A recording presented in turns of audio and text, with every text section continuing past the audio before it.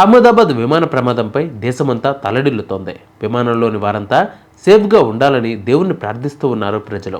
ఈ క్రమంలో టాలీవుడ్, బాలీవుడ్ సినీ ప్రముఖులు సోషల్ మీడియా వేదికగా అహ్మదాబాద్ విమాన ప్రమాదంపై సంతాపం తెలుపుతున్నారు. AP deputy CM Pawan Kalyan విమాన ప్రమాదం వార్త తెలుసుకుని దిగ్భ్రాంతికి గురైనట్లు తెలిపారు.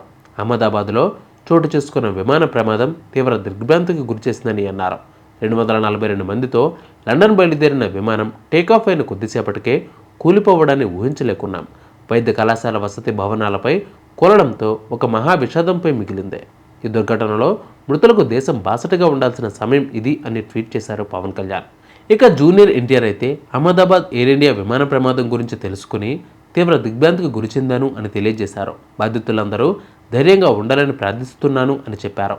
ఆ విమానంలో ఉన్న ప్రయాణికులు, క్రూ సభ్యులు, వారి ఫ్యామిలీతోనే నా ఆలోచనలు ఉన్నాయి అని పోస్ట్ చేశారు.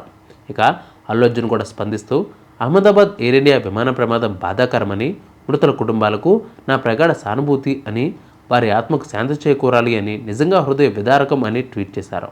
ఇక నటి ఖుష్బూ చాలా షాక్ అయ్యాను అని, ఈ వార్తను నమ్మలేకపోతున్నాను అని తెలిపారు.